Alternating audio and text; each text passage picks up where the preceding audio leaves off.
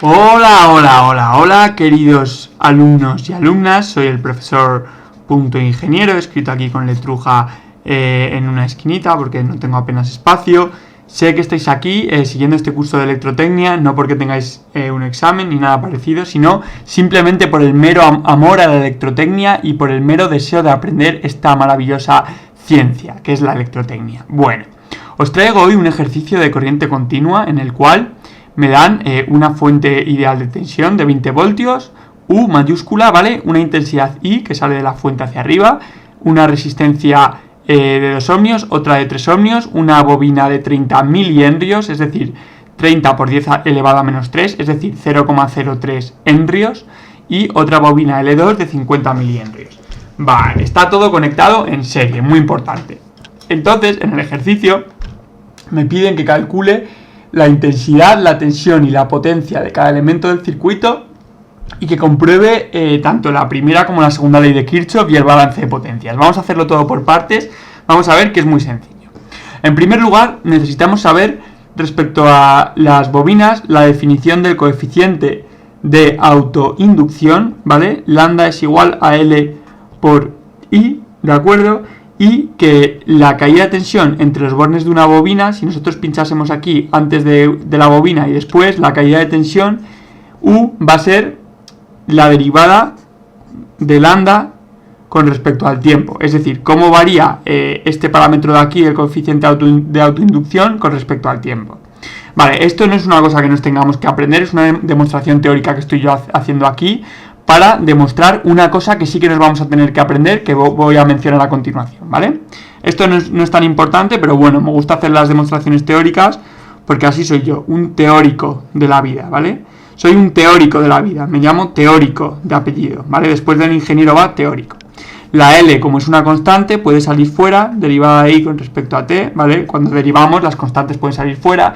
Y en este caso, como estamos trabajando en régimen permanente de corriente continua, la intensidad es un valor permanente, I mayúscula, por eso se pone con una I mayúscula, no varía con el tiempo. Eso es lo que significa que la I va a ser siempre constante. Pues por ejemplo, 3 amperios o 7 amperios va a ser siempre constante. ¿Qué significa esto? Que esto es la L por la derivada de una constante con respecto al tiempo. Si es constante, pues entonces no hay variaciones con respecto al tiempo. Por eso, la caída de tensión en una bobina es 0. Y por eso, si no hay caída de tensión entre los dos bornes de una bobina, significa que es un cortocircuito. Significa que es como un cable ideal que no ejerce ninguna resistencia y que por tanto se puede sustituir por un cortocircuito. Entonces, ¿qué es lo importante que tenemos que sacar de esta deducción? Que no hace falta aprenderse la deducción, sino saberse la conclusión importante, que en régimen permanente de corriente continua, como es esto de aquí, siempre la bobina se puede sustituir por un circuito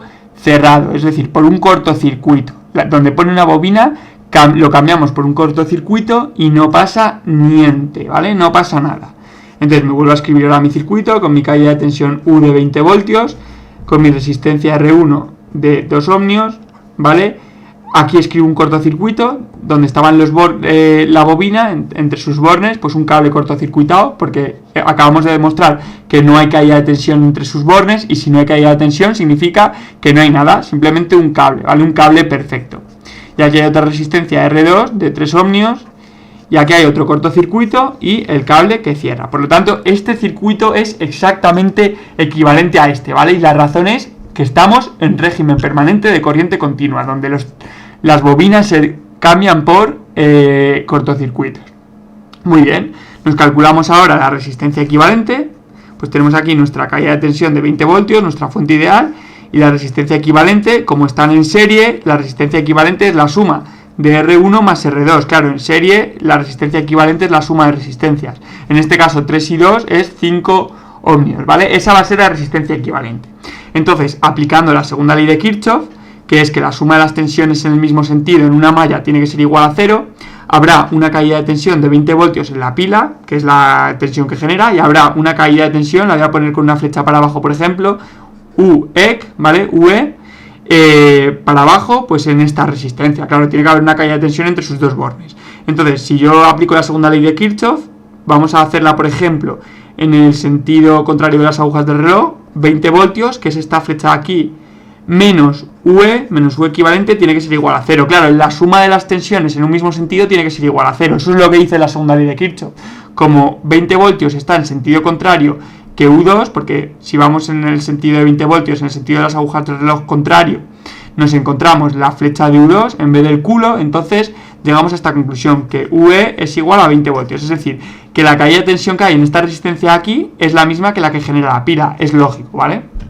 Entonces, aplicando el idioma a esta resistencia, como U es igual a R por I, podemos despejar la intensidad que sale de la pila, y es igual a U partido de R. ¿Qué U? Pues la U que hemos calculado, UE, que en verdad son 20 voltios, que hemos demostrado que es la misma que U, 20 voltios, entre la resistencia equivalente, que son 5 ohmios, ¿vale?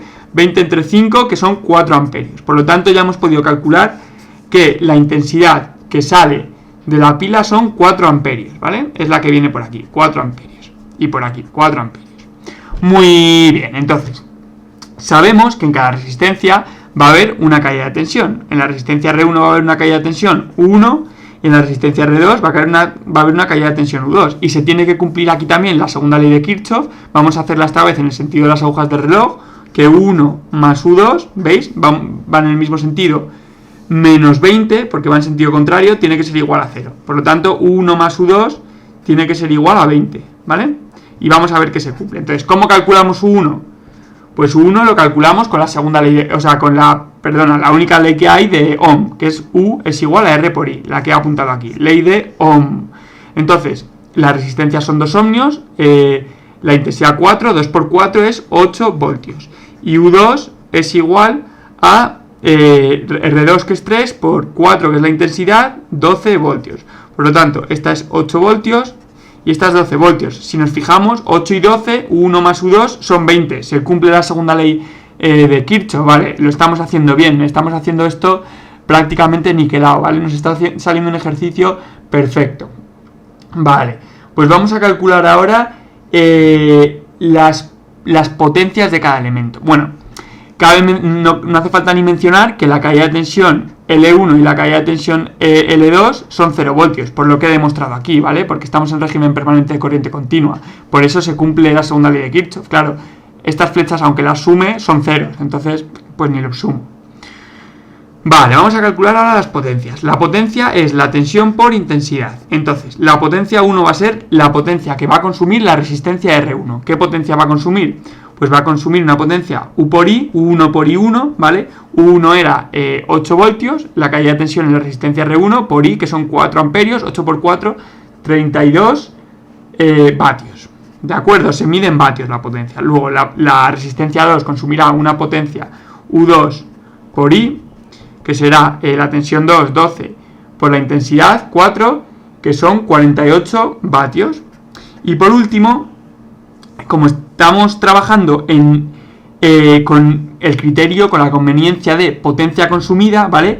Las resistencias son elementos pasivos que se llaman siempre consumen potencia, por lo tanto, como estoy con el criterio de potencia consumida, les pongo signo positivo. Pero si ahora nos vamos a la fuente, la potencia de la fuente, ¿qué potencia consume esta fuente? En verdad no consume potencia, genera potencia. Pero como estamos con el criterio de potencia consumida, pues la potencia que consumirá será la menos potencia generada. Claro, entonces es la que genera con signo negativo. ¿Qué potencia genera? Pues U por I, 20 por 4, que son 80 vatios. Pero con signo negativo, porque claro, no consume 80, genera 80. Entonces consume menos 80. También nos podemos dar cuenta que la intensidad y la tensión van en sentido contrario en la fuente. U va para abajo y va para arriba. Por eso le ponemos el signo negativo. ¿De acuerdo? En las resistencias, tanto U como I van para la derecha, por lo tanto las potencias son positivas. Si nos fijamos, se cumple el balance de potencias, que es el que la sumatoria de las potencias consumidas tiene que ser igual a 0. La sumatoria de potencias consumidas es 32, que es la potencia que consume R1, más 48, que es la que consume R2, menos 80, que es la que consume la fuente o la que genera la fuente. Tiene que ser igual a 0. 32 y 48, pues efectivamente son 80, menos 80 es 0. Por lo tanto, se cumple absolutamente todo. Ok. Y luego, respecto a la primera ley de Kirchhoff, que ni la he mencionado, no tiene mucho sentido mencionarla aquí, porque no hay nudos, ¿vale? La primera ley de Kirchhoff dice que la sumatoria de intensidades, bueno, que las intensidades que llegan a un nudo tiene que ser igual a las que salen de ese mismo nudo. Bueno, pues me despido con este ejercicio, nos vemos en el próximo. Un saludo, por favor suscribiros a mi canal, dadle a like y propagad el amor sobre todo y la paz.